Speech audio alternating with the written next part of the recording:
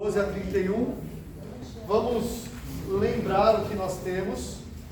Se você quiser abrir sua Bíblia, só um panorama rápido dos capítulos 1 a 3, Juízes.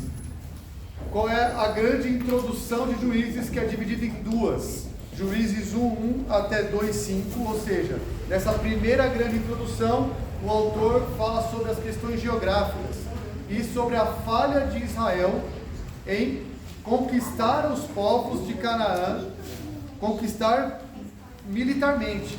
Israel não conseguiu tomar o que era dele e permaneceu com povos vivendo ali. Aliás, o texto diz que eles tinham poder para matá-los, mas eles quiseram fazê-los escravos. Era mais vantajoso em algum sentido.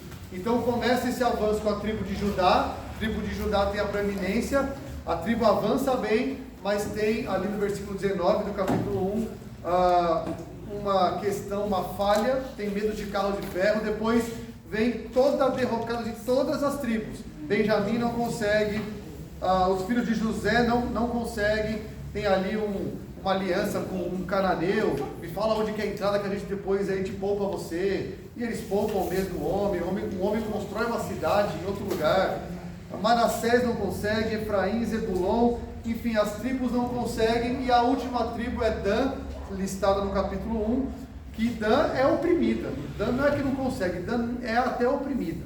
Então vai mostrando essa decadência, as tribos não conseguem e convivem, na verdade não querem, né? Não querem destruir e convivem com os cananeus muito bem. E aí vem o anjo do Senhor, capítulo 2, versículos 1 a 5, e os acusa. Vocês quebraram a aliança, era para vocês terem expulsado, exterminado esses cananeus, vocês não fizeram isso, vocês quebraram a aliança, e não só isso, vocês se casaram com esse povo. Há uma questão de adoração a ídolos, e é isso que o capítulo 2, versículo 3 em diante fala. Josué morre, vem uma próxima geração que não conhecia a Deus, e eles afundam. Então o capítulo 2 volta um pouquinho, não é uma continuação, mas volta um pouquinho dizendo: depois que Josué morre, a geração seguinte não segue ao Senhor e adultera com o Senhor, seguindo a ídolos, Baal e Astarote. Baal é o Deus, é o homem, Astarote é sua mulher, sua consorte, e são deuses de fertilidade, deuses da agricultura, deuses que os povos cananeus adoravam em suas diversas variedades. Então, capítulo 2 até o final, o autor diz que faz um resumo de Juízes. Então o povo servia a outros deuses, Deus levantava um opressor inimigo, Deus castigava, Deus disciplinava o povo por X anos, o povo clamava, Deus levantava um libertador, que é um juiz, nesse sentido, é um libertador. O juiz vencia pelo poder do Espírito Santo, ou o Espírito Santo se apoderava desse juiz, capacitava esse juiz nesse sentido. O povo era liberto, então por X anos o povo experimentava paz, só que quando morria esse juiz, o povo tornava a fazer o que era ainda pior. E aí o ciclo continua. E então, capítulo 3, versículo 7 a 11, foi o primeiro juiz, semana passada, Otiniel. Nós vimos que foi uma narrativa rápida, não tem diálogo, não tem detalhes, diferente da de hoje. Tá? Otiniel seria um modelo a ser seguido como juiz. Não apresenta falhas, ele fala o que tem que fazer, ele casa certo, ele fica na sua terra, ele constrói ali na sua terra, ele liberta o povo e o povo experimenta a paz. Mas aí Otiniel morre, nós vimos que há uma falha nele, né? Ele passa, ele morreu, ele é pecador, ele passa, ele morre, precisa de um juiz que não morre. Foi assim que nós concluímos semana passada. Só que aí vem outro juiz, e esse é o nosso texto, tá? Então, só como uma introdução, a história de hoje vai se desdobrar basicamente como o ciclo nos aponta. O que tem? Uma apostasia, ou seja, um abandono de Deus. Depois tem a disciplina de Deus por meio de um opressor de outra nação. Depois Israel clama, Deus levanta um libertador, e vem uma conclusão de paz. Então o texto vai seguir o ciclo. O texto de hoje segue esse ciclo, só que vai ter algo mais. Por quê? Vai ter uma narrativa mais, uma cena. É como se você pudesse ver. É muito interessante o texto de hoje, porque diferente de Otiniel, hoje com Ehud tem diálogo, tem cenas, tem acontecimentos que vão levar a essa libertação, tá? O primeiro juiz, Otiniel, de que tribo que ele era? Ele era sobrinho de Caleb. Caleb era de Judá. O segundo juiz é de Benjamim. E isso, lembra, Samuel, que é o possível autor, está querendo dizer algo para nós. Judá tem proeminência sobre Benjamim. Quem virá no livro de Samuel como o primeiro rei? Saul. De que tribo é Saul? Benjamim. Quem é o rei maior que Saul em Samuel lá? Davi, que é da tribo de Judá. Samuel está dizendo já isso a nós. Judá tem proeminência sobre Benjamim. Ele vai terminar, inclusive, Juízes, dizendo que Benjamim foi um fracasso, foi um fiasco. Vamos lá para o nosso texto. Eu vou fazer uma leitura corrida, depois a gente vai parando, tá bom? Segurem as risadas aí, é um texto muito peculiar. A Bíblia é fantástica mesmo. Vamos lá. Tornaram então os filhos de Israel a fazer o que era mal perante o Senhor, mas o Senhor deu poder a Eglon, rei dos Moabitas, contra Israel, porquanto fizeram o que era mal perante o Senhor. E ajuntou consigo os filhos de Amon e os Amalequitas, e foi e feriu a Israel, e apoderaram-se da cidade das palmeiras. E os filhos de Israel serviram a Eglon, rei dos Moabitas, 18 anos. Você se lembra quantos anos Israel serviu a Cusã-Risataim? 8 anos. Aqui você tem 10 anos a mais de servidão ao inimigo, ao opressor. Você está avançando nos anos de servidão. Então, 15, os filhos de Israel clamaram ao Senhor, e o Senhor lhes suscitou o libertador, ou juiz, Ehud, homem canhoto, filho de Gera, benjamita. Por intermédio dele, enviaram os filhos de Israel tributo a Eglon, rei dos Moabitas. Ehud fez para si um punhal de 2 gumes, do comprimento de um côvado, ou 45 centímetros, mais ou menos de 40 a 45 centímetros. Um côvado é mais ou menos o antebraço de um adulto, tá? Do cotovelo até a ponta do dedo adulto, é mais ou menos 40 a 45 centímetros. Trouxe uma régua aqui de 30 centímetros, talvez a sua Bíblia já traduza aí, tá? A Bíblia fala 50, eu acho. Não dá para a gente bater martelo, mas coloca aí entre 40 e 50 centímetros. Esse é o punhal que o Ehud fez. E cingiu debaixo de suas vestes do lado direito. Levou o tributo a Eglon, rei dos Moabitas, era Eglon, homem gordo. Tendo entregado o tributo, despediu a gente que o trouxera e saiu com ela. Porém voltou do ponto em que estavam as imagens de escultura ao pé de Gilgal e disse ao rei: tenho uma palavra secreta a dizer-te, ó rei. O rei disse: cala-te. Então todos os que lhe assistiam saíram da sua presença. Ehud entrou numa sala de verão, que o rei tinha só para si, onde estava sentado, e disse: tenho a dizer-te uma palavra de Deus. E Eglon se levantou da cadeira.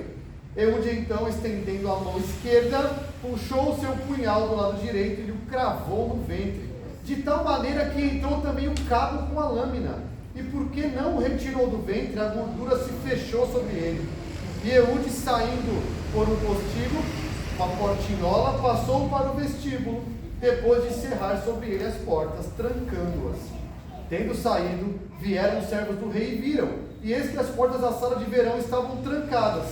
E disseram: sem dúvida está ele aliviando o ventre na privada da sala de verão. Aborreceram-se de esperar, e como não abria a porta da sala, tomaram a chave e a abriram. E eis seu senhor estendido morto em terra. Ehud escapou enquanto eles se demoravam, e tendo passado pelas imagens de escultura, foi para Seirá. Onde fica Seirá? Sei lá. Precisava fazer essa piada.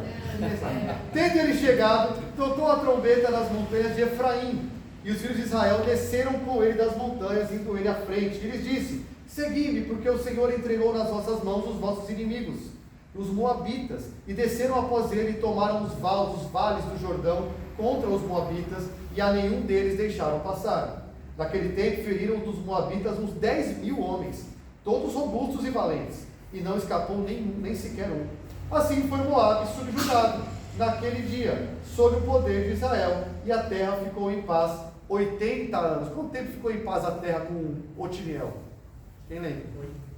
Semana passada. Foi 8 anos de opressão e quantos anos de paz? Sem olhar. Lembra que tem na Bíblia um número interessante? 40 anos. Lembra? Esse número tem significado, é um ciclo, né? Aqui são 80 anos de paz. Depois dele foi Sangar, filho de Anate, que feriu 600 homens dos filisteus com uma aguilhada de bois. E também ele libertou a Israel. Até aqui o nosso texto. Curioso, não é? Muito curioso. Vamos lá, vamos entender esse texto. Gente, só para... Sangar já foi outro juiz. Vamos ver. Calma. Só para a gente... uma curiosidade, irmãos. Estudando para esse texto, tem muitas palavras nessa passagem que são assim, disputadas entre os tradutores. Não tem assim outro acontecimento dessa palavra em outro texto. Então tem que se decidir pela palavra, que tradução é melhor. É um texto cheio de palavras confusas para se traduzir. Então vocês vão ver algumas coisas curiosas que alguns tradutores escolheram colocar, outros não, outras versões colocam outras versões, porque de fato tem muitas palavras desse texto em hebraico que só aparecem aqui. Então fica difícil você ter parâmetro para dizer, é isso aqui. Nem sempre dá certo. Mas vamos lá, vamos estudar o texto. Deixa eu subir aqui, vou frisar a tela, mas antes eu quero só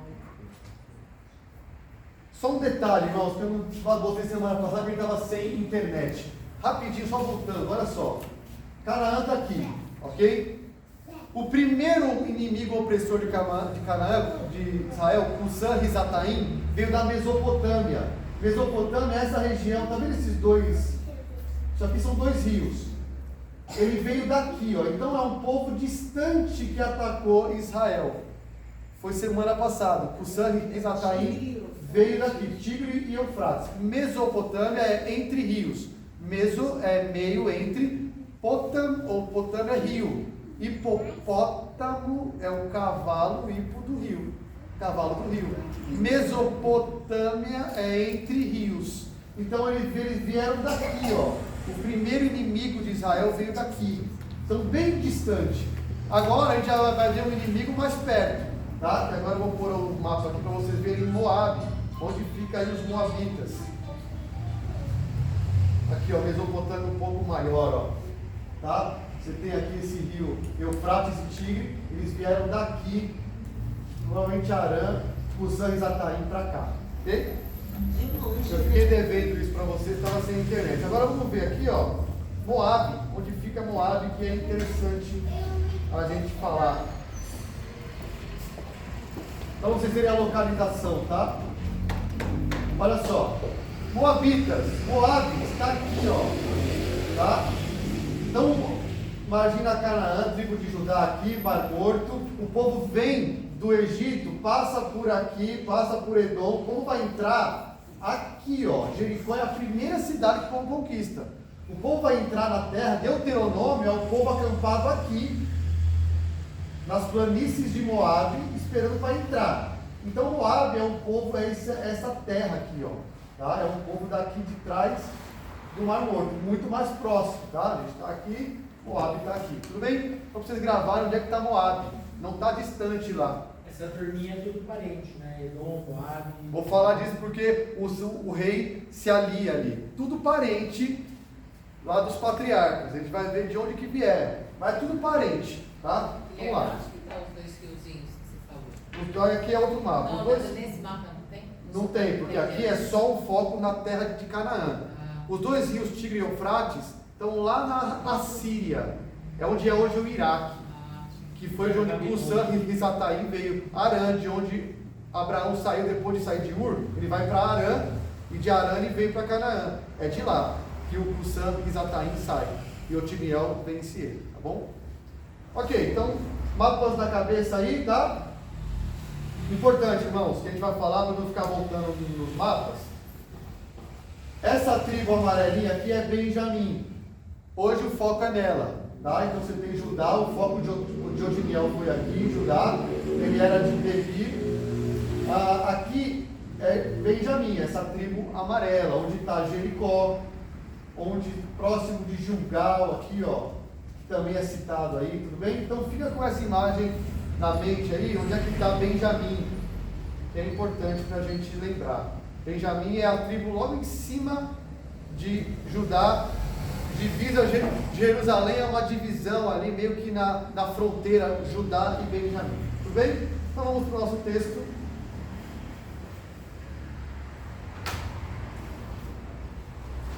Bom, então os filhos de Israel fizeram o que era mal. O que é fazer o que era mal? Quem lembra? Que tipo de pecado era esse? Idolatria, era adultério espiritual, seguir outros deuses. Então, que deuses geralmente eram? Baal e Astarote, em suas múltiplas variedades de Baal e de Astarote, tá bom? Então eles fizeram mal. Então novamente esse refrão ali, ó, isso é um refrão do livro. Fizeram o que era mal, tornaram a fazer o que era mal. Israel continua a desobedecer, não tem referência aqui à idolatria, mas pelo contexto a gente já sabe, por Deuteronômio 6, Deuteronômio 8, que nós já lemos, que é, não façam o que é mal perante o Senhor, seguindo outros deuses. Deuteronômio, Moisés coloca esse pecado como idolatria, seguir outros deuses, abandonar o Senhor. E então, tem um afastamento de Deus, mas o Senhor deu poder a Eglon, rei dos Moabitas. Então veja quem é o principiante aqui da ação. O Senhor, tá? O Senhor dá poder a Eglon. A ideia é que o Senhor dá força a Eglon, rei dos Moabitas, contra Israel, porque fizeram o que era mal perante o Senhor. Eglon, esse nome significa pequeno bezerro, ou como um bezerro. A ideia é de um bezerro, tá? Esse é o significado do nome dele, Eglon. E veja aqui, já vemos aqui, soberania de Deus. O povo peca, Deus da sua soberania levanta um inimigo. Ora, isso não é novidade. Em Isaías, nos profetas maiores, nós vemos muito isso, não é? Quem levantou os assírios contra Israel? Foi o Senhor, disciplinando o seu povo. Quem levantou os babilônios? Foi Deus que levantou. Soberania do Senhor. Ele usa Moabe, um rei ímpio, alguém perto agora, dá poder a ele, fortalece esse rei para ser instrumento de punição para o seu povo. Deus controlando aí, inclusive, as situações ruins de Israel. Bom, versículo 13. E ajuntou consigo, quem? O Eglon, os filhos de Amon e os amalequitas, e foi, feriu a Israel, e apoderaram-se da cidade das palmeiras. Bom, ele juntou consigo os filhos de Amon e os amalequitas. Nós temos aqui três povos juntos: Moabe, Amon e os amalequitas. Moabe e Amon, se você se lembrar de Gênesis 19, história de Ló, é sobrinho de Abraão. Ló saiu de Sodoma e Gomorra, a mulher dele olhou para trás e se deu mal, né? Virou uma estátua de sal, mas Ló saiu com as suas filhas. Eles foram para onde? Para uma caverna. O que as filhas fizeram? Uma grande ideia: nós vamos morrer sem filhos? Vamos embebedar papai e... Não é isso? Que dois filhos nasceram das filhas de Ló? Moabe e Amon. Então Moabe e Amon são povos filhos de incesto, tudo parente de Abraão, tá? Então são povos que foram inimigos de Israel, mas a origem desses povos está lá em Gênesis 19, o incesto das filhas de Ló com o pai, tá?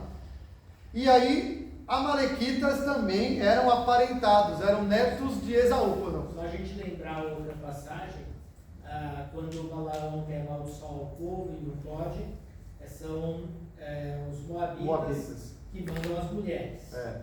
Então, assim, eles vivem à volta, causando transtorno. E você vê que pecado sexual em voga aí, né? Manda Sim. mulheres, pecado sexual em voga. Então, os moabitas aí, Eglon faz uma aliança. Amalequitas foram os primeiros inimigos de Israel quando Israel saiu do Êxodo.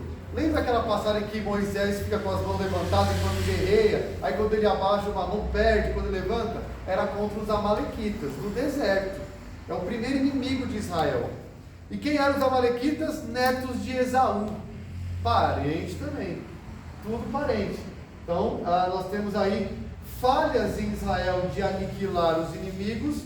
Israel está experimentando agora uma aliança desses inimigos. Deus deu ordem, está lá em Deuteronômio, não dá tempo da gente ler isso. Deus dá ordem em Deuteronômio para aniquilar os amalequitas. Deus fala dos amalequitas para Israel exterminá-los da face da terra. Israel não faz isso. E agora Israel tem aí os amalequitas atacando. Então Eglon, Moabe, se alia a duas nações. Os amonitas estão logo acima. Os amalequitas é um povo ali nômade. E eles atravessam o Jordão, se você lembra do mapa, eles se apoderam da cidade das palmeiras. Possivelmente, está em discussão sobre isso, Jericó. Tá? Então, vou voltar no mapa aqui. Cidade das Palmeiras é Jericó. Outro nome de Jericó. Outro nome para Jericó. Tá? Deixa eu pôr um mapa aqui.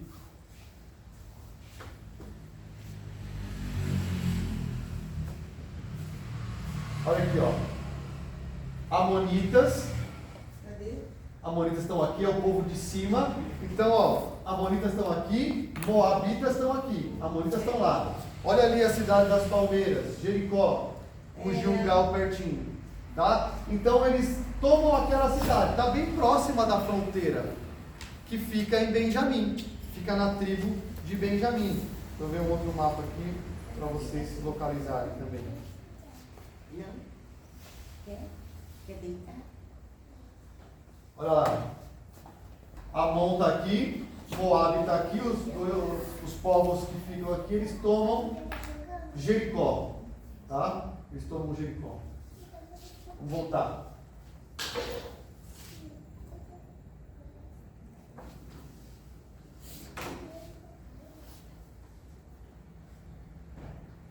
E, gente, Jericó foi uma cidade da vitória, né?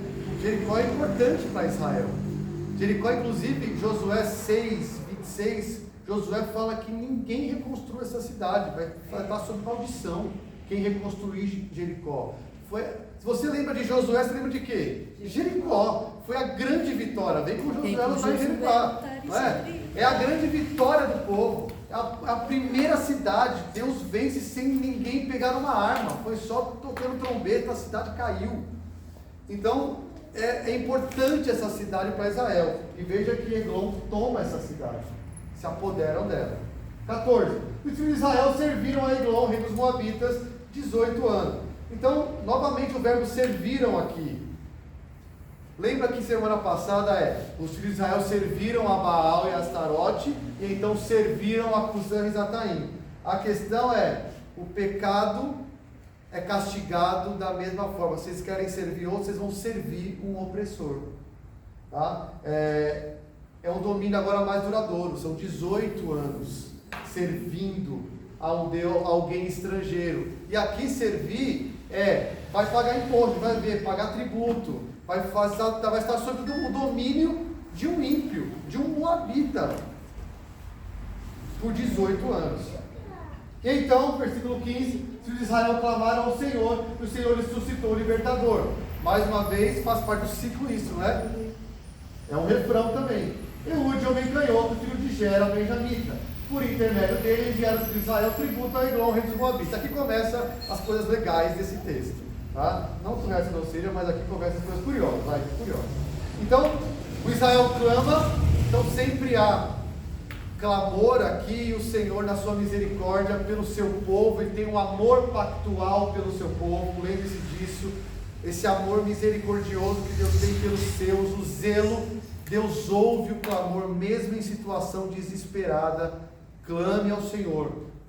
O povo de Deus está do lado do povo dele, ainda que o povo seja imerso em pecado. Deus não está do lado de Eglon, Deus está do lado de Israel. Israel clama, o Senhor ouve o clamor, providencia um libertador, um juiz. Essa palavra suscitou aqui, que a gente vai ver, aparece tantas vezes. No Novo Testamento, o equivalente dela é ressuscitou, é levantar. Deus levanta alguém. É o equivalente lá no Novo Testamento. E é interessante isso. Quem é? Eude. Homem canhoto, filho de Gera, Benjamim. Então a gente vê aqui uma diferença com Otiniel, não é? Otiniel foi só notícia rápida. Aqui o autor já diz, ele é Eude, canhoto. O que tem a ver o cara dizer por que fala que ele é canhoto? Ele é filho de Gera, benjamita. Bom, vamos lá. Tem um traço físico aqui e tem um contexto familiar. Gera é um dos filhos de Benjamim, filho mesmo. Só que aqui, claro, que está muitos anos depois de Benjamim, lá de Jacó ter os 12 filhos. É da descendência de Gera. Então Benjamim, que é filho de Jacó, Benjamim teve Gera. Esse Gera, da linhagem dele, anos passaram, séculos se passaram, veio Eude. Esse Eude era canhoto. Literalmente, a palavra aqui no hebraico, e aí alguns estudiosos vão mostrar isso. Literalmente, a palavra quer dizer da mão direita impedida, da mão direita restrita. Que a palavra canhoto quer dizer isso. Da mão direita ferida. O que se pensa aqui? Quais as interpretações possíveis? Primeiro, o que é muito possível, Eude tinha alguma deficiência na mão direita. Que é isso que o termo lá quer dizer, da mão direita restrita. Tá? Ele poderia ser uma mão mirrada, uma mão direita que não tinha capacidade de fazer as coisas. Mas também, olhando para Juízes capítulo 20 e outros textos, 1 Crônicas 12, não dá para a gente ver, canhotos, esse mesmo termo é usado para alguns benjamitas. Por quê? Porque parecia uma tradição dos benjamitas preparar homens com a mão esquerda para sair do esperado em uma guerra. A maioria eram destros, como a maioria de hoje é destro. Para sair do esperado, parece que houve uma tradição em Benjamim que se treinassem homens para serem ambidestros, pelo menos, ou canhotos. E aí precisamos saber que aquele tenista Rafael Nadal, ele nasceu destro, mas ele se fez canhoto para pegar os adversários de surpresa. É difícil, por exemplo, em esportes, um lutador de boxe tem que treinar diferente para ele lutar com um canhoto, porque ele não espera de onde vem, ele não é esperado um canhoto. E os canhotos têm vantagem com isso, porque não se esperam muitas coisas. Aliás, muitas coisas da nossa vida são feitas para destro. Carro, por exemplo, aqui no Brasil pelo menos, a marcha é da direita. O canhoto que cria essa habilidade. Dizem que abridor de lata é para destro também. Que um canhoto sempre tem dificuldade, tem que se inverter o corpo para poder abrir uma lata. A maioria das coisas é feita para destro. O canhoto é algo inesperado. Isso é importante, é por isso que o texto vai dizer, ele era canhoto. O sol desenha com a direita, mas escreve com a esquerda. Ah, é? Mas eu acho que é... Mas isso é nos 4 anos que define. Então a Helena é canhota. ele come com a esquerda. Helena é canhota. Então, tem mais uma ironia aqui. Além dessa vantagem dos canhotos em combate, que ou Eude era da mão deficiente, é uma possibilidade, ou ele foi treinado como benjamitas para ser canhoto, para numa guerra ele fazer algo inesperado. Mas tem mais uma ironia. Sabe o que quer dizer Benjamim? Filho da mão direita. Não é legal isso? Nossa, Benjamim significa filho da mão direita. Então você tem um filho da mão direita que tem a mão direita restrita. E é ele que é o libertador. Ele era canhoto, ele tinha a mão direita ruim. Então, e mão direita na Bíblia, vocês sabem, é sempre boa referência, não é? A destra do Senhor, é sempre referência positiva, e desde sempre. Então, alguém poderoso tem a mão direita poderosa. Um canhoto não era esperado da tribo dos filhos da mão direita. Ninguém ia esperar um canhoto nos filhos da mão direita, que são os benjamitas. É por isso que ele diz, por isso que Eude é uma escolha que surpreende.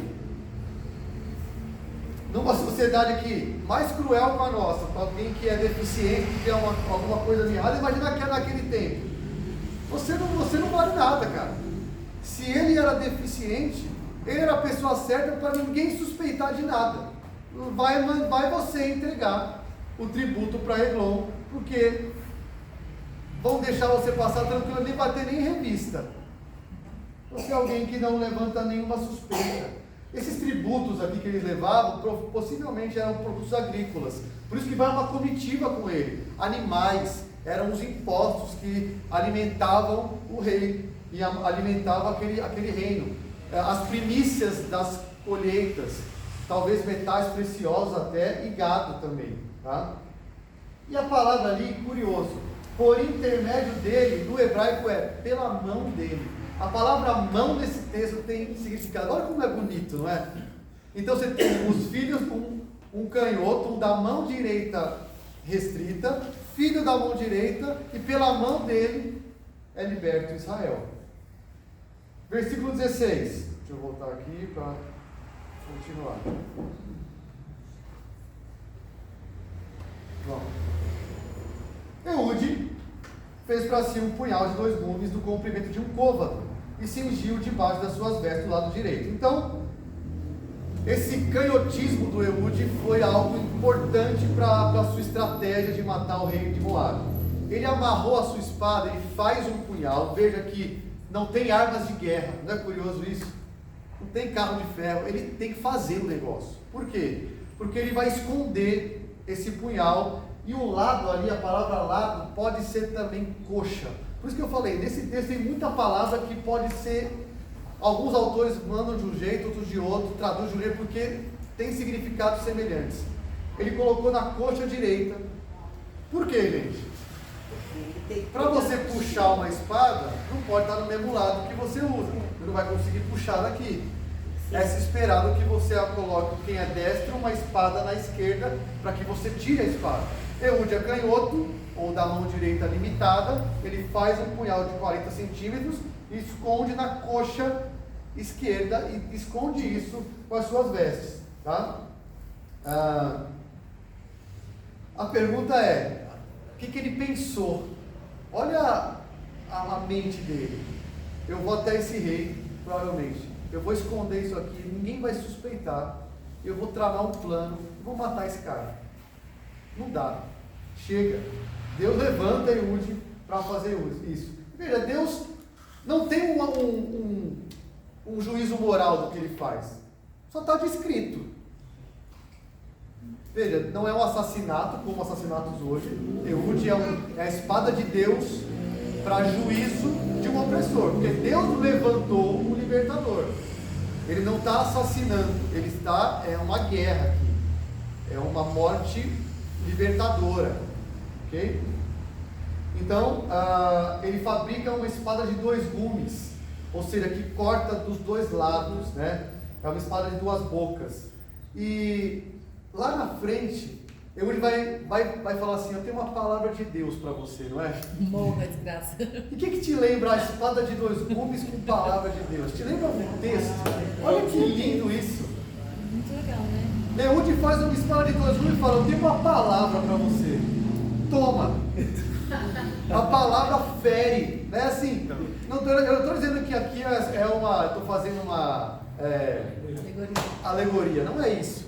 Eu estou dizendo que olhando para a Bíblia toda, a palavra de Deus é espada. Usa-se essa figura lá em Hebreus como espada. Eude usou literalmente uma espada. E enganou, eu tenho uma palavra para você. E é de 2 gumes. E Hebreus fala, a palavra de Deus é uma espada de 2 gumes, que penetra a ponto de discernir, de deixar evidente quem você é. E vai ser isso que vai acontecer. Então eu não estou alegorizando, mas estou dizendo, há uma teologia bíblica sobre espada e palavra. Tem essa relação. Eude mostra isso para nós. E é bonito isso, né? Então ele levou o tributo a Eglon, versículo 17, rei dos Moabitas, e Eglon era também mais uma característica. O cara era gordo. O bezerro, o nome dele era pequeno bezerro, o homem, era gordo. Então ele leva o tributo com a comitiva, provavelmente comida, e o Eglon era gordo. A questão é, será que ele engordou com tantos tributos de Israel? Ele era alguém que se encheu dos tributos. Israel estava alimentando esse bezerro E o Ehud falou, chega, não aguento mais. Alguns autores, lendo um pouco sobre isso, falam que toda essa cena leva a uma imagem de um sacrifício.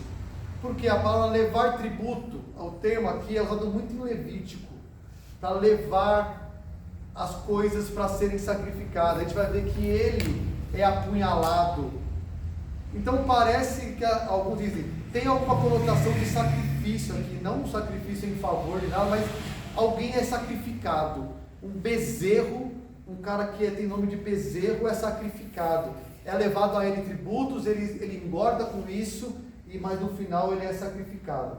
Mas o bezerro tinha que ser Sim, eu só estou dizendo, não é uma analogia ao sacrifício para perdão de pecados. Estou dizendo que os termos aqui, alguns dizem, parece uma cena vai ter uma cena de um sacrifício, um hebreu poderia pensar, pelos termos usados. Parece que vai ter um sacrifício, não necessariamente de cunho teológico, de perdão de pecados. Só as questões gramaticais apontam para sacrifício. E aqui é curioso, que faz algum sentido, mas não tem nada a ver com a teologia de Levítico, por exemplo, nesse sentido, tá? Então, Eglon, gordo, está lá recebendo os tributos.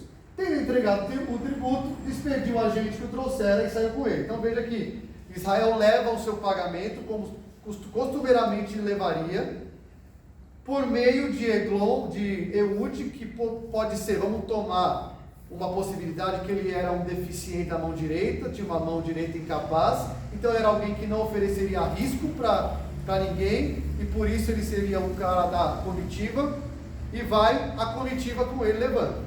Daria mais uma sugestão: se a mão fosse recebida, ele não seria revistado.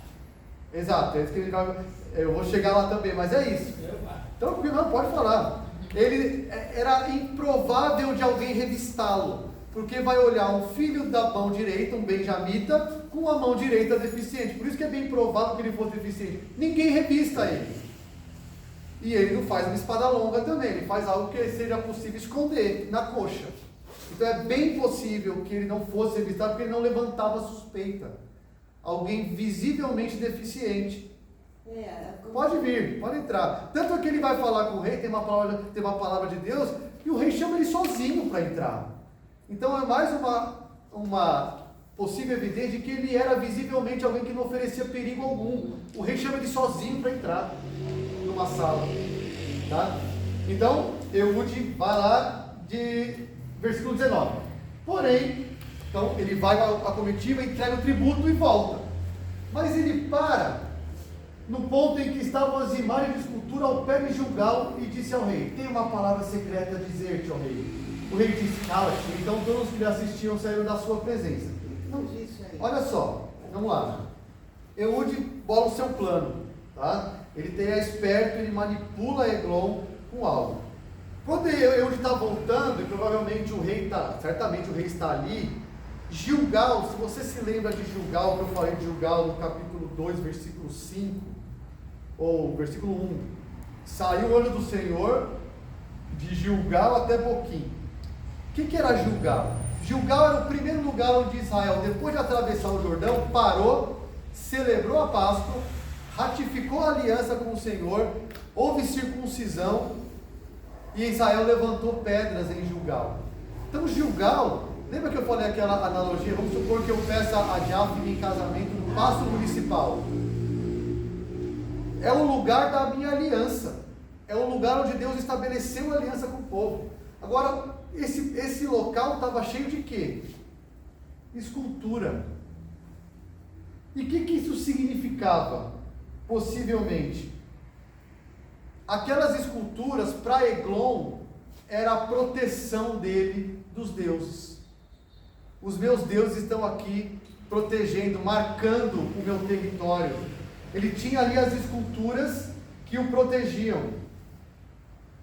Então, Ehud vê esse local, possível, aqui a gente está conjecturando, um local importante para Israel de aliança, e está todo cheio de deuses que na cultura protegiam e eram servidos pela população, ali ele para e fala: eu tenho uma palavra de Deus para você. Ora, que lugar melhor de um lugar cheio de escultura para dizer: os deuses mandaram uma palavra. E Eglon fala: opa, fica quieto, não fala para ninguém. Porque ele fala: para você, ó rei. Então Ehud informa que tem essa palavra. E curioso também, mais uma questão curiosa na língua hebraica. Palavra no hebraico, a palavra para hebraico pode ser palavra ou coisa. Pode ser traduzido por essas duas termos. Então, talvez ele tenha falado proposital: eu tenho uma coisa para você, uma palavra para você. Secretamente, Ehud tinha uma coisa para o rei. O rei, cara, eu quero ouvir a palavra secreta dos oráculos. Agora, veja só. Tem uma palavra secreta a dizer, tem uma coisa secreta a dizer. Cala-te. Então, todos saíram da presença. Então, Ehud entrou numa sala de verão. Então, o rei, né, tira ele da presença de todos, porque é um oráculo divino para Eglon. Eglon, se é secreto, que é isso que Ehud fala, é secreto. Eglon tira ele de toda a comitiva e dos seus soldados e leva ele para uma sala de verão, possivelmente aí uma câmara no telhado para dias mais quentes, uma sala.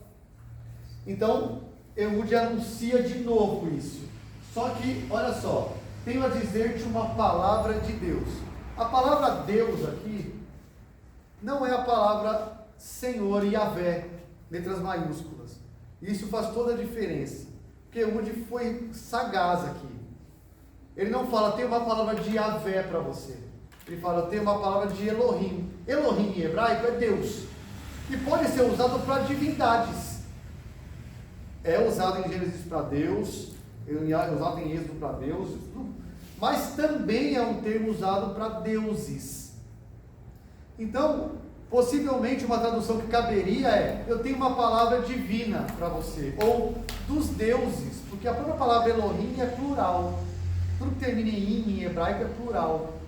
Então é possível uma tradução: tem uma palavra dos deuses para você, ou uma palavra divina para você. Ele não nomeia o Deus.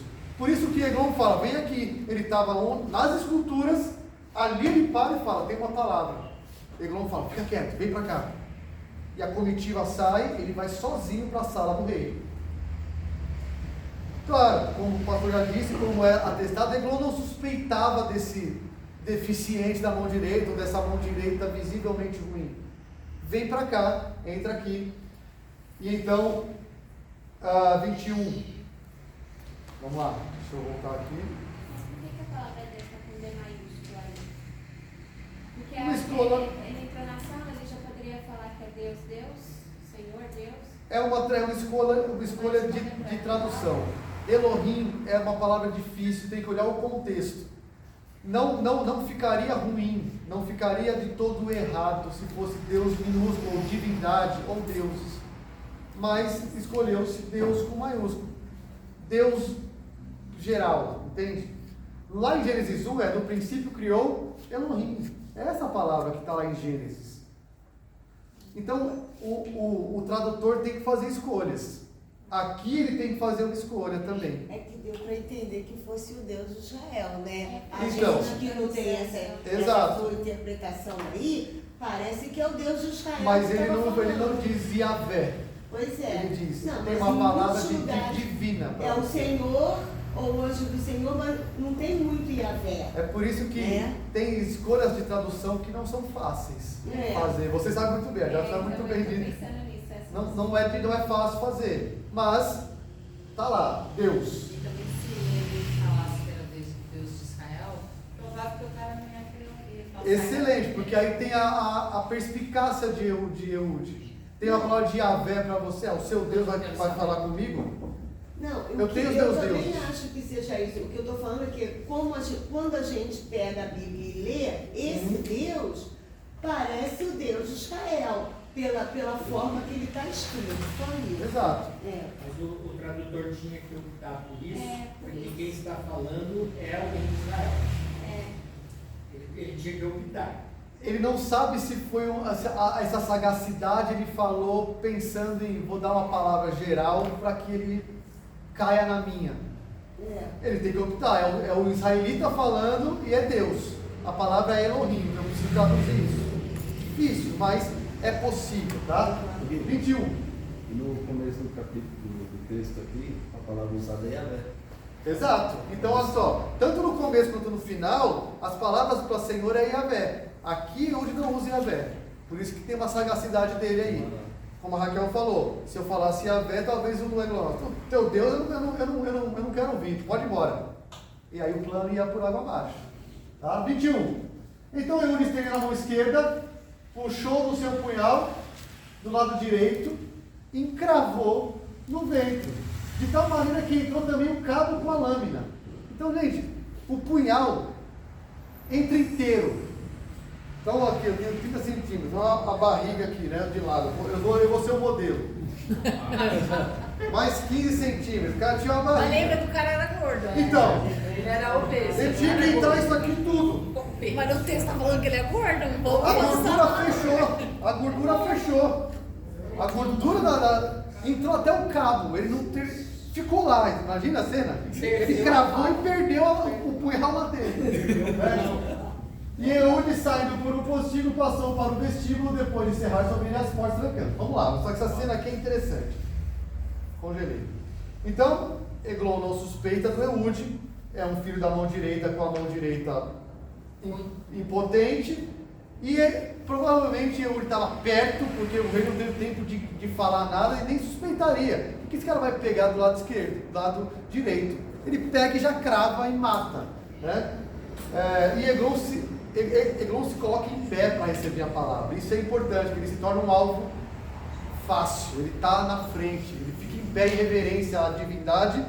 Quero ouvir a palavra para mim. Toma aqui a palavra. Né? O movimento então não levanta a suspeita de Eglon. E a obesidade aí então, que é ele é o rei gordo, sela o seu destino. Agora, o versículo 22 tem muita disputa aqui da língua hebraica. Eu vou explicar por quê. Entrou o cabo, né, e a lâmina. E porque não retirou do ventre, a gordura se fechou sobre ele. E agora, essa última parte aqui, gente, do 22, aqui, ó, até aqui, ok, foi a morte. E Eude saindo por um postíbulo. Na língua hebraica não tem Eude nesse versículo, tem Eude aqui, ó. Eude passou para o vestíbulo. Essa palavra está aqui. O que tem aqui saindo por um buraco, em algumas traduções. Postíbulo é uma palavra que só tem aí na Bíblia hebraica. Só que essa palavra, que seria uma pequena janela, uma pequena abertura em uma muralha, sugere também que houve uma abertura no corpo do rei. Tanto é que houve um buraco no corpo do rei, não que um buraco numa janela. A palavra pode também sugerir um buraco no rei, a ponto de a lâmina ter aberto um buraco que saiu excremento. Tem traduções que colocam saiu fezes, está escrito em traduções. A tradução da King James americana está, e as fezes saíram. Porque essa palavra postíbulo é difícil traduzir. É um buraco e tem a ver com uma questão de excremento. Sai alguma coisa de Eglon. Então, é difícil, não é fácil traduzir isso. A questão é possível que Eglon tenha sido furado e atravessado a espada a ponto de sair excremento dele, sangue com excremento. E por que isso pode ser plausível? Porque os soldados deles falaram, ele está se aliviando. Pelo cheiro. Pode ser possível. Eles sentiram uma demora, eles perceberam a demora e sentiram o cheiro. Então algumas traduções vêm com, e saiu o excremento de Eglon. Tá? Então, Eude sai, tranca a porta. Então ele está em um local que os guardas estão fora, mas ele não está exatamente no local que ele sai e dá de cara com os guardas. Parece que essa sala de verão tinha uma antessala. Ele consegue sair dela, fechar sair sem ser visto. Aqui fala isso, uma antessala. Uma antessala. Então não é ele deu de cara logo com os guardas. Então é difícil também reconstruir como é que ele saiu, mas ele fecha uma porta que fica trancada e sai por um outro local, tá? Eu fui E conferir tranca. na NVI, desculpa, eu fui Pois não. conferir na NVI e na Viva, como ficou, né? Muitas, O 22. isso, tá? Ele faz alguma janelinha, fugiu por uma Uma janelinha. janelinha. Essa palavra aqui é difícil, é um buraco, uma Aqui fala abertura. portinhola. Essa palavra é disputada, tá? Mas querendo ou não, saindo do excremento ou não, ou Eude saiu, matou e saiu, tá? Então ele deixa o rei trancado lá. Foi nojento de qualquer E jeito. foi nojento de qualquer jeito, tá? Então, Eude fecha isso e sai e passa lá. 24. Tendo saído, vieram os servos do rei e viram. E eis que as portas da sala de verão estavam trancadas. E disseram, sem dúvida está ele aliviando o ventre na privada da sala de verão. Você tem uma certeza dos servos que o rei está se aliviando, tá? É curioso que se aliviando o ventre em hebraico é cobrindo os pés. É curioso isso, né? Porque quando você tem que tirar a parte de baixo, acaba cobrindo o pé. É para não falar uma coisa feia, está cobrindo o pé. Eu vou cobrir o pé. Você pode, a partir de hoje, falar isso. Eu vou cobrir meu pé, né? Era vestidão. Ele tirava e cobria o pé, para poder sentar e não fazer nessa roupa, tá? Então, curioso é que pode ser que os servos tenham visto Eude sair, porque olha só, tendo saído, os servos do rei vieram, os servos perceberam de alguma forma que Eude saiu, porque eles foram até a sala. Será que eles viram Eude saindo? Pode ser, e não suspeitaram, tá tudo quieto. Então Eude pode ter saído. Vieram os servos do rei e viram. E viram as portas, ou viram Eude? Não sei. Não é certo. Os servos viram que a porta estava trancada. E pode ser, possivelmente, eles viram Eude sair. Mas não Aqui está suspeitaram. escrito bem claro. Vieram os servos do rei e viram que as portas da sala Estavam trancadas. Percebe como é um texto, como eu disse, é difícil, tem muito termo difícil. Né? O tradutor tem que escolher aqui muito bem. Se você comparar versões, é difícil mesmo, tá? Então os servos olharam trancado, vamos esperar. E com certeza ele está fazendo o número 2. E aí, talvez pelo cheiro, tá? Se saiu o excremento, o cheiro estava dando essa evidência. Aborreceram-se de esperar, e como não abriam a porta da sala, tomaram da chave e abriram. E eis seu senhor estendido morto em terra. Então, suspeitaram, demorou muito, Eude já tinha se mandado. Mas Tarde não viram demais. faca, então. Hã? Não viram faca, então jamais eu vi faca. Não viram nem a faca que estava no Estava dentro, dentro mas do cara. possivelmente aí repetiu talvez uma sangue, alguma coisa que estava saindo. Foi morto, tá? Foi morto. Então, o rei estava morto. Vamos lá, 26. Não tinha arma do crime. Essa história é curiosa demais, né? Sem 26. arma do crime. É um crime limpo. Nem tanto. Nem tanto. Em certo sentido é limpo, no outro é sujo demais. Então ele escapou enquanto eles se demoravam. E tendo passado pelas imagens, cultura foi para ser a ver que ele passa pelas imagens, talvez como se dizendo, seus deuses não te protegem, eu estou passando pelos seus deuses. Eu matei você, eu estou passando por eles. Não tem proteção nenhuma para você. E foi para sei lá, brincadeira, não se sabe onde é Seirá. Certamente, não se sabe. Certamente é perto de Gilgal, ali, lembra do mapa? Jericó, Gilgal, está tudo na fronteira ali. É mais, deve ser por ali. Então, tendo ele chegado, tocou a trombeta nas montanhas de Efraim. Então vamos voltar no mapa aqui. A gente vê essas montanhas de Efraim.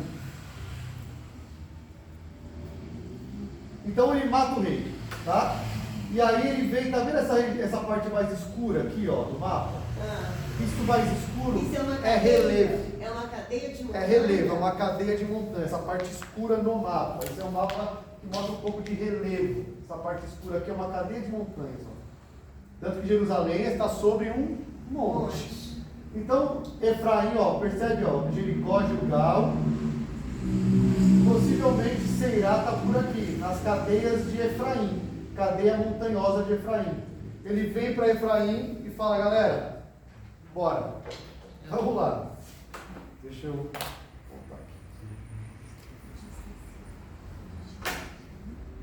Então ele passa por Gilgal, onde estavam lá aqueles ídolos estendidos. Os ídolos não fazem nada, porque são ídolos falsos, né?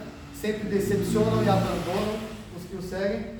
É mais ou menos uma zombaria que ele quer dizer. Ele passou pelos ídolos. Por que volta a falar? É como se estivesse zombando. Ele passou pelos ídolos que abandonaram o seu Senhor. Claro, não existem esses ídolos, né? Como que se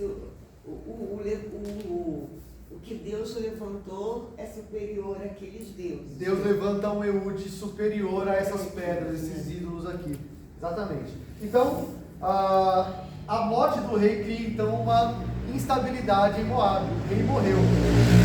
Então Eude sabia que esse era o momento para chamar Israel e falar, vamos atacar. Porque, olha só o que ele diz.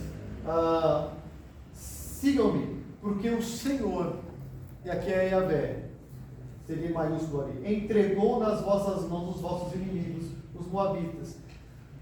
E desceram após ele, tomaram os vales do Jordão contra os moabitas, e a nenhum deles deixou passar. E aí talvez, mais uma evidência que ele, Eude, não era um guerreiro por ter uma mão limitada, Deus entregou para vocês, e ele não lutaria, ele não é alguém capacitado para a guerra. Então, ele entregou nas vossas mãos. Vão e aproveitem, e desçam, e tomem os vales do Jordão. Ele não fala nas nossas mãos, os vossos inimigos. Ele parece que se coloca de fora, talvez pela impossibilidade da mão dele. E a nenhum deles deixou passar. Então Israel mata todo mundo. Ele coloca-se diante, Eude coloca-se na frente, e vamos embora. O grito de batalha então é: vamos, que o Senhor nos entregou. Gui, desculpa, eu estava relendo e eu não prestei atenção. Você falou o que é Vals? Val é vale. O rio fica num vale. Então os israelitas tomaram o vale do Rio Jordão, a região baixa que o rio fica, que é bem onde está ali a fronteira de Moabe, né? Lembra do Rio Jordão? Eles passam pelo Rio Jordão para chegar até Benjamim. Tomou ali aquela região. E aí eles não deixaram nenhum, né? Não deixaram nenhum. Muito bem. Olha como o texto diz: a gente exterminou todos. Muito bem. Nenhum deixou passar. Naquele tempo feriram dos moabitas uns 10.000 homens, todos robustos e valentes. Não escapou nem sequer um. Então veja, homens robustos e valentes, mas o Senhor é quem guerreia por Israel. Israel que um libertador da mão direita limitada tem que fazer uma adaga. Contra homens robustos e valentes, o Senhor dá a vitória. O herói é o Senhor. O herói é o Senhor que levanta Eude e que o Senhor entregou, como sempre entregou.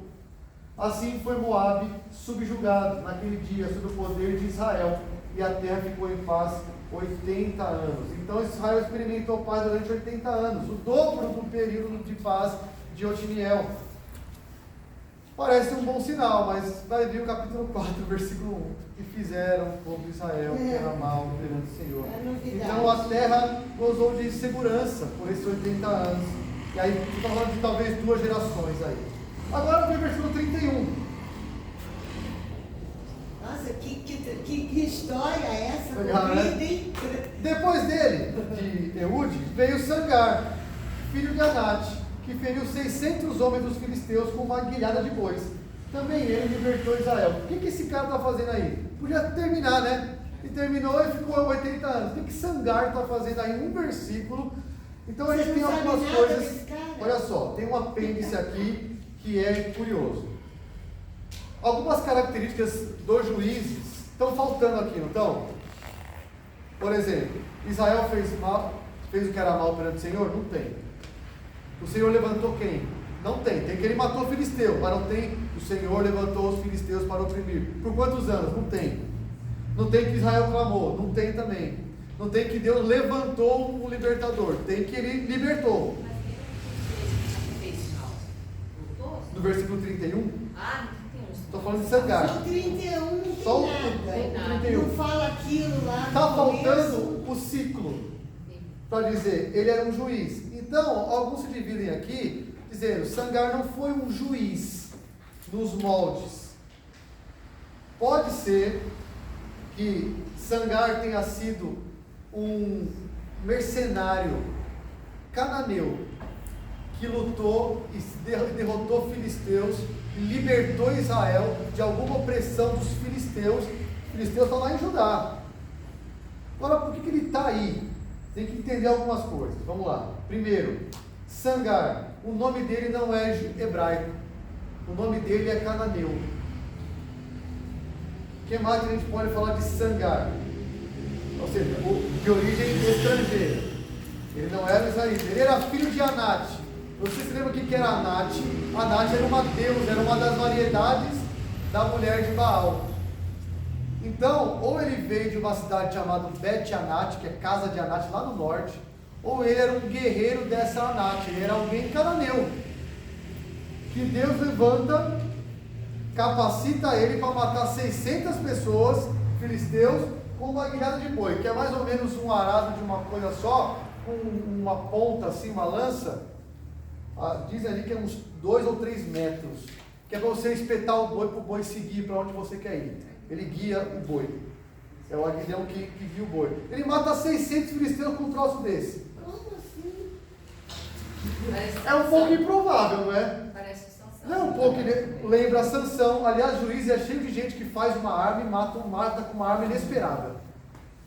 Você vai ver que no capítulo 4, a Jael, uma moça, mata com uma estaca de uma barraca alguém. Sansão mata com uma queixada de...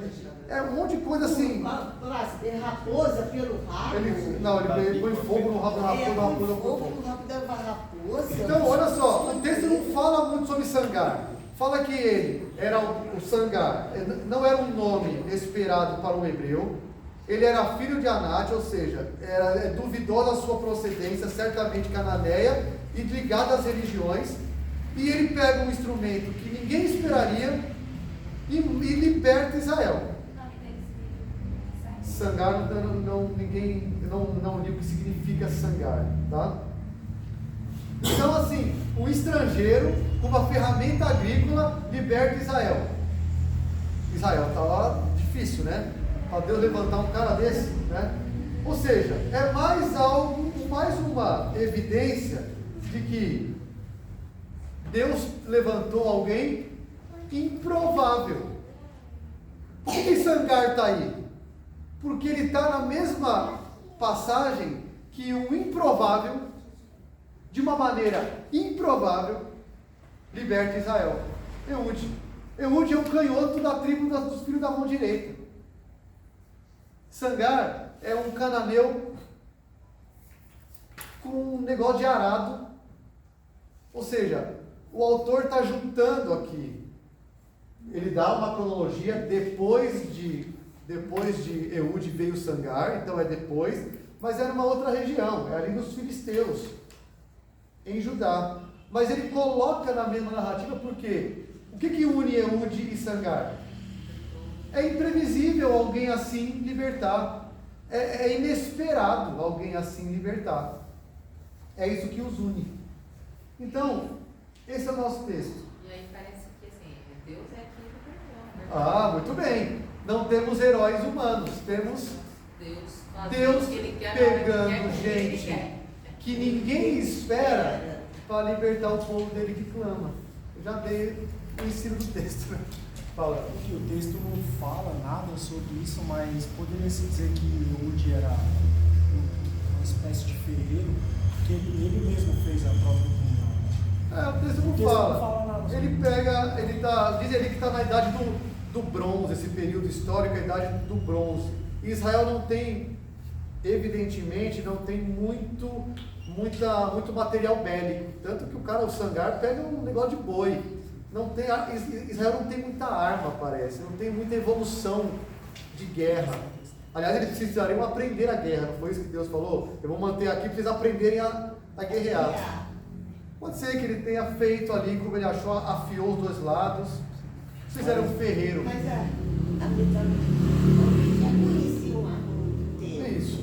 Mas não era um povo avançado. Não, Era um povo não é. escravo no Egito 400 anos. O foco de Israel sempre foi a agricultura. E o Senhor guerreia por você. O Senhor batalha por você. Isso é Israel. O Senhor batalha por nós. Deus é o Jeová que batalha por nós. E enquanto eles estavam mal, em péssimas condições militares, os outros povos estavam com cavalos de ferro, né? Com carros de ferro, tanto é que colocou medo lá na tribo de Judá, os carros de ferro. Estavam avançando, e Israel estava ainda atrás nisso. Só para lembrar, hoje eles estão armados até os dedos. Hoje eles estão armados até os dedos. Hoje é diferente, tá? Vamos lá. Algumas conclusões aqui. Bom, Ehud é um herói inesperado, não é? Ehud é alguém que cumpre os propósitos de Deus de forma que ninguém espera. É alguém que ninguém espera de forma que ninguém espera. Ehud é esperto, ele usa da sua esperteza para falar, eu vou matar esse cara. E uma coisa interessante é, Hebreus 11, lá, lembra da galeria dos heróis da fé? Vamos abrir lá. Ehud não é citado, tá? Já vou logo avisando. Mas vê se ele não se encaixa aqui, ó. Hebreus 11.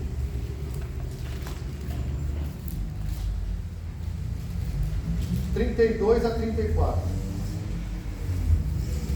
O 32 já é o final dessa galeria da fé. A gente já falou de Moisés, Abraão, já falou de um monte de gente. Olha, ele vai dar um resumão, olha só. Hebreus 11, 32. O que mais direi? Certamente me faltará tempo necessário para referir o que há a respeito de Gideão, de Baraque, de Sansão, de Jefité, esses 4 foram juízes, de Davi, de Samuel e dos profetas, os quais, o que eles fizeram? Por meio da fé, subjugaram reinos, praticaram a justiça, obtiveram promessas, fecharam a boca de leões, extinguiram a violência do fogo, escaparam ao fio de espada, da fraqueza tiraram força, fizeram-se poderosos em guerra, puseram em fuga exércitos estrangeiros. Cabe ou não cabe Ehud aqui? Cabe. Ele não cita, mas veja que ele não é mencionado, mas ele se encaixa nesse padrão. Ele é alguém de fé. Ele diz, o Senhor eu vou matar esse cara. Eu vou libertar meu povo. O Senhor levantou ele. E ele, com toda a sua deficiência, ele vai e cumpre, faz isso. Ele precisava era obedecer a Deus. Isso é que é fé. Em meio a situações que você não vê saída, obedeça a Deus. É isso que Deus espera. Me obedeça. Isso é ter fé. Obedecer a Deus mesmo sem ver. Ora, não é isso que é fé? Mas Raquel, né? Eu vou falar para essas mulheres, obedeça a Deus. Faça o que Ele mandou você fazer. Ele te levantou ali para falar aquelas mulheres. Ehud era um incapacitado. Deus levanta pessoas que falam, mas é a fé no que Deus faz, é a fé no Senhor, mesmo com pessoas como nós. Então, Ehud cabe nessa descrição aí. Ehud é esse salvador, mas eu quero dar um spoiler. Bom, vou falar agora que a gente já vai pro final. E aqui, o Tim Keller, que é um dos comentaristas que escreveu um comentário sobre o juízo, fala assim, olha só, para finalizar. Deus está mostrando aqui ao mundo que a sua salvação, a libertação, não vai vir de maneira hollywoodiana. Vai vir de alguém nascido numa manjedoura, que vem de Nazaré. Nazaré? Alguém que, na sua fraqueza, mostrou o poder de Deus. Alguém que foi derrotado, mas que venceu nessa derrota chamada cruz. Aquele que, pela tolice, expressa a sabedoria de Deus. Ehud aponta para quem? Para um libertador inesperado. Para alguém que ninguém teria suspeitas de que seria um libertador. Alguém que vem numa manjedoura, nasce um animal come. Alguém que não tem onde reclinar a cabeça, alguém que é filho de um carpinteiro, que vem de uma região desprezada chamada Nazaré, e alguém que morre como um maldito. Esse é o libertador. Olha como Eude aponta para o Evangelho. Não é pelos méritos, pela nossa capacidade, é porque Deus levanta alguém capaz, completamente inesperado. Tanto é que nem os seus o receberam, de tão inesperado que ele era, de tão fora dos padrões que se esperava um libertador. É esse aí, e ele morre assim, para que nenhum ser humano se glorie na presença de Deus. Jesus é esse canhoto. Jesus é o canhoto maior. Pode falar que é o tipo? Eude é um tipo de Cristo. Exatamente. Ok? Vamos fechar então? Que legal esse texto, né, gente? Impressionante. É tanta coisa em hebraico que você fala, rapaz, eu precisava de um pastor, viu? Por isso que Deus levanta pastores. E nem sempre dá para saber, tem que olhar o hebraico. Lá Benjamim é filho da mão direita. Essas coisas tem que estudar profundamente. Por isso que a gente precisa de pastores, de mestres que se aprofundam na palavra. Não é porque eu sou pastor, estou falando isso, é porque precisa. Esse é um texto claro, que a igreja precisa de mestres. Porque numa leitura rápida você fala, o que isso quer dizer um canhoto? Não é canhoto, ele literalmente é da mão direita limitada. Percebe? Tem muita coisa no texto que precisa ser extraída. E por isso Deus levanta pastores e mestres. Quer falar? Também Quer falar? aumenta a gente, né? A gente fica feliz com essa... Parece que a gente sai alimentado, né? Isso. Não é gostoso porque você entende a palavra, o texto. Isso nos alimenta, é a palavra que alimenta. Ok, é só uma curiosidade que eu vi que em algumas traduções colocam Otiniel como leão de Deus. Então, o nome Otiniel tem algumas traduções, foi semana passada. Uma delas é leão de Deus, outra é Deus é minha força. É complicado a tradução. Estão fazendo alegoria também, mas faz uma referência, que ele veio de Judá. O leão de Deus de Judá, que faz referência a Cristo. é o primeiro juiz, é um juízo modelo. Faz todo sentido. As aplicações boas. Não coma muito. As aplicações. Não como. Não dê ouvido à fofoca. É que é segredo. Segredo. Não seja curioso. Olha as aplicações. As aplicações são ruins. Olha só, rapidinho. Nossa estrutura. Lembra lá, seguindo aí o padrão, tem apostasia, tem disciplina, não é? Deus é que levanta, é soberania de Deus. Israel clama, vem a resposta favorável, levanta o libertador. E aí vem toda a narrativa. Olha quantos versículos de história. Qual é o instrumento de libertação e o modo. Você tem toda a história que é onde faz o seu punhal e vai levar o tributo e passa pelas esculturas. Você tem todo o instrumento e o modo. Depois a punição de Israel, 80 anos de paz. E por fim o apêndice. Um outro instrumento, percebe? De libertação e o modo. Porque o versículo 31 é: Sangar, filho de Anate, com uma aguilhada de bois, libertou 600. Ele não quer focar em história de Sangar, ele quer colocar Sangar no mesmo bacia de Eude. É alguém inesperado, imprevisível, que não está nos planos normais de alguém. Bom, um cananeu libertar, então, é isso aí, Deus vai usar mesmo. Não sei se ele foi juiz, alguns colocam ele na lista de juiz, outros não. Sangar foi um juiz, não tem toda a estrutura de juiz para ele. Mas ele libertou, tem o verbo lá. Libertou Israel dos filisteus.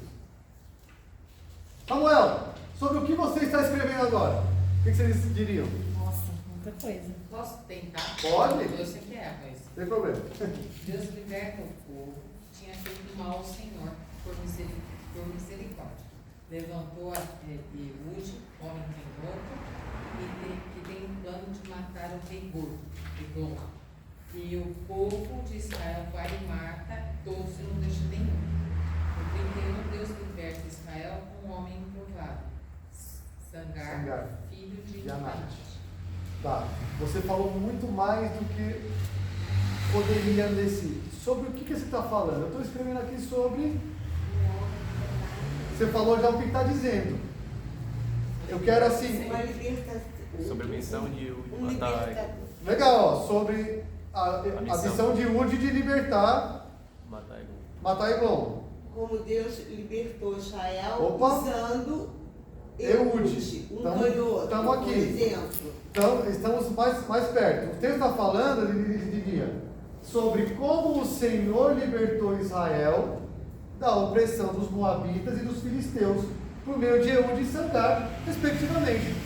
Então, agora que eu estou vendo aqui, como Deus libertou Israel de Moabe e dos Filisteus, por meio de Eude e de Sangar. É sobre isso que eu estou escrevendo. Ah, legal, Samuel. O que você está dizendo então sobre isso? Aí Raquel respondeu. Estou dizendo que Israel pecou, Deus mandou a opressão dos Moabitas, Israel clamou, Deus levantou Eude canhoto, que libertou de maneira improvável, alguém imprevisível, e Sangar também, dos filisteus, percebe? O assunto geral é libertação de Israel, de Moabitas e dos filisteus. O que o texto está dizendo? É um pouco maior. Israel fez o que era mal perante o Senhor, como discípulo do Senhor entregou Israel nas mãos de Eglon, rei de Moabe, por 18 anos. Porém Israel clamou ao Senhor, e esse levantou o canhoto Eude como libertador, que matou Eglon de modo inesperado e improvável, e convocou os filhos de Israel à batalha, vencendo os Moabitas e trazendo paz à terra por 80 anos. Após Eude, Sangar, filho de Anate, feriu 600 filisteus com uma guilhada de bois, libertando também Israel. É isso que eu estou falando sobre a libertação. O que o texto me ensina? O que esse texto serve para hoje, para a nossa igreja? Ensina o que para a gente? Eu dei alguns spoilers.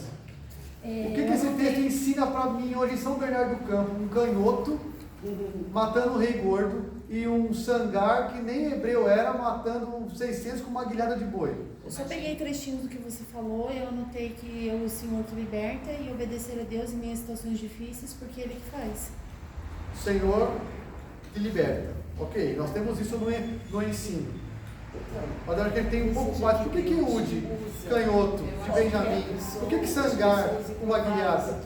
Por que o autor quis destrinchar a morte de Eglon, como não fez em Otiniel? Eu vejo que a base, né, central é que como Deus usa as coisas improváveis e impossíveis para poder libertar o povo e trazer novidades. E ele usa a gente que é improvável. Muito bem. Olha como esse texto fala conosco. Deus pode trazer o seu povo novamente à obediência por meios que a gente não espera, mas que Ele é soberano. Está falando de dois improváveis, gente. Dois improváveis. Duas pessoas que ninguém falaria, não, isso aí vai. O ensino do texto é: Deus disciplina o seu povo quando esse afasta. Claro, porque isso está no texto. Deus disciplina, mas os resgata. Deus resgata. Usando o quê? Pessoas e meios improváveis e inesperados, quando o povo clama por auxílio. Então, assim, sabe aquele dia que você está assim, você está afastado de Deus, afastado. Aí você vamos para a igreja hoje. Aí você vê que hoje vai pregar o Hernandes. Hoje aqui na igreja, ó, tá lá, sexta igreja Hernandes Dias Lopes, o Augusto Nicodemos veio. Aí no dia, deu algum problema com o carro do Augusto Nicodemos, veio o seminarista. O seminarista vai pregar, aí Deus fala com você assim, ó, pá! Deus te disciplina por meio do seminarista. Estava esperando o Augusto falar. Mas vai um garoto, está no primeiro ano de seminário e fala aquilo que você deveria ouvir, Deus falando, refaz a tua vida. Ah, Deus usa Eudes. Deus usa canhotos, muitos canhotos. Deus usa o seu João, lá no Amazonas. Esse eu lembrei dele na Deus hora. usa o seu João que não tem estudo, para converter 3 tribos de índio. Mas o seu João, o Lidório estava indo para lá, então, mas eu quero usar o seu João para mostrar que a glória é minha. Porque o seu João não tem nem o primeiro grau. E a glória é minha para salvar esse povo. E quando vem alguém pregar aqui, fala, hoje é ele. E hoje eu não queria. Deus usa improváveis. Deus usa muito também a igreja.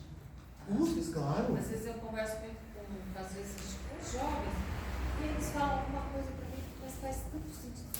Sabe coisa boa que vocês estão falando? Que aquilo me atinge e muda. E o que falou isso foi esse moço aqui, o Juninho. Ele falou assim, eu falei, como que eu vou falar para aquela mulher que ela está errada pelo dia dela, né? Não sei como fazer, ele falou assim, você ama ela. Se você ama, você tem que falar a verdade para ela. Nossa, aquilo foi assim, uma facada lá no peito, né? É um amor que tem que morrer para falar para ela. E eu achei assim, várias vezes que essas pessoas me falam algumas coisas, nossa, como é bom estar no Deus. Às vezes o estudo é maravilhoso, mas você fala com alguém. Isso. Deus usa os eudes nos corredores para falar. Lula, vou falar com o Balaão, Para nos disciplinar, para nos corrigir. Pessoas improváveis. Porque a glória é dele. Exatamente porque a glória é dele. Ele está dizendo, eu vou resgatar meu povo de um canhoto. Alguém que ninguém espera. E comer com sangue. Não pode nem guerrear. Não pode nem guerrear direito. Irmãos, que bênção, né? Que texto legal, né? Que alimento para nós. Vamos orar, vamos ficar em pé. Pode parar a gravação, por favor?